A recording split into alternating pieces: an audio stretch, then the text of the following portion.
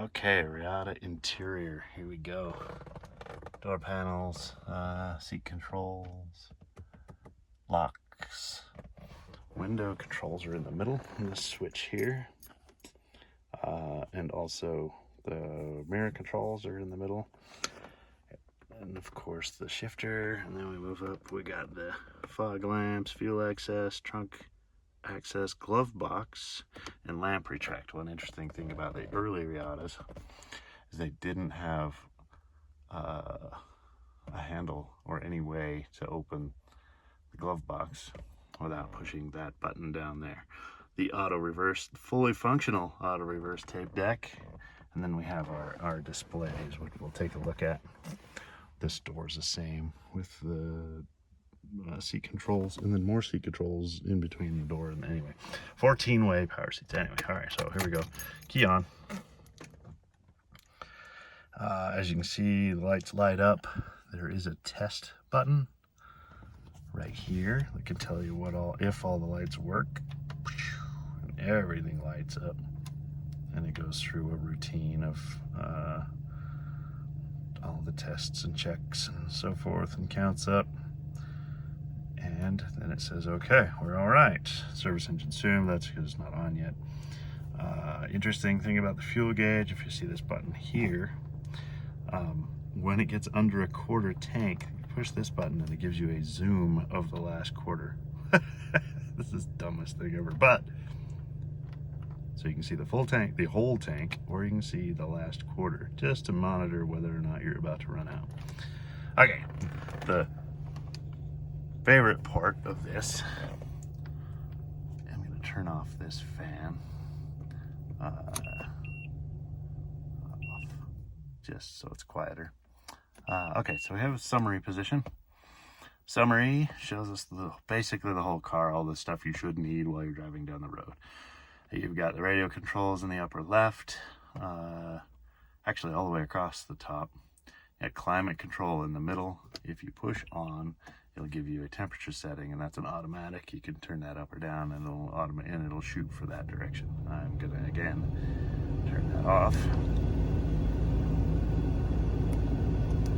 If I go back to climate, off. All right.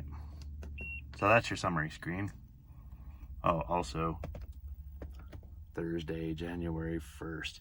These two personal buttons down here is you can set, I believe, some sort of personal clock, or I don't know, maybe an alarm. All right, then if you push the climate button, you have more controls over the climate. So you have the same cool, warm, and the same settings across the top. If you push low on the fan, the little fan starts turning. Such a cool, and if you push high, it turns faster. So cool. All right, that's pretty much it. Everything else is self-explanatory. If you push the radio button, you get all the radio controls. You turn it on. Listen to some oldies. Whoa, that's too loud. Listen to some oldies. This is the volume control here. Seek will get you a different radio station.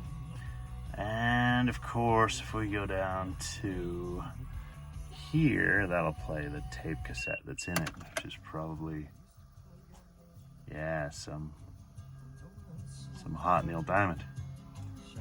And of course, it has the chrome tape setting, which was a big deal in the 80s. And then it will seek fast forward, and it works like amazingly well. If we push eject, first stop. I don't even know how to work my own car. Stop. And see, eject. Yeah, there we go. All right. Anyway, getting back to the rest of this. Gauges. Oh wait, no, let's first go back to the radio and turn that off. Although that's a perfect era correct song. All right, so now we go back to gauges. If it's running, then these will read something. The temperature, I have been driving it, so it's a bit high actually too, 203, but that's just because it was ran and then parked.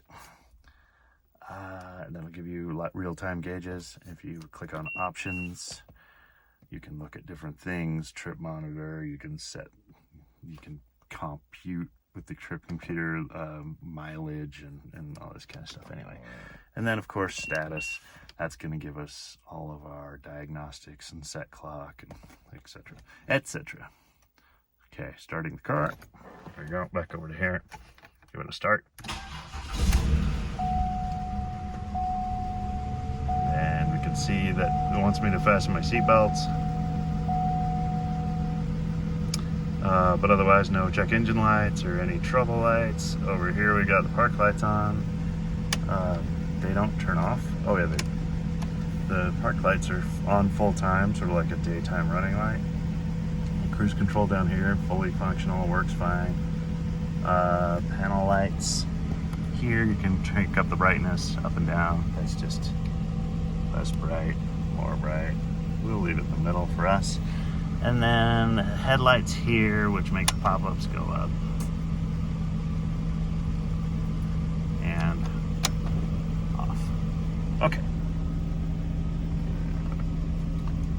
Wiper controls.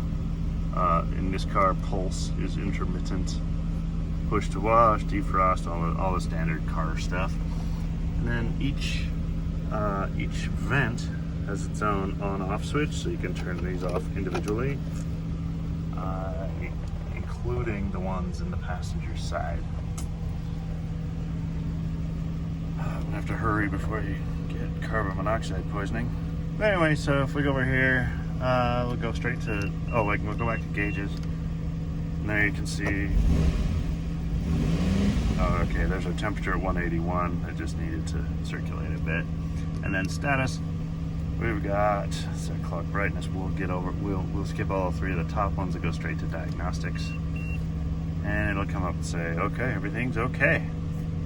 I'm pretty sure you can click into engine and it'll give you further information about brakes and doors and etc. And then you can go back and return, and I want to say, okay, let's look at the engine. Everything seems to be okay. And return. And climate.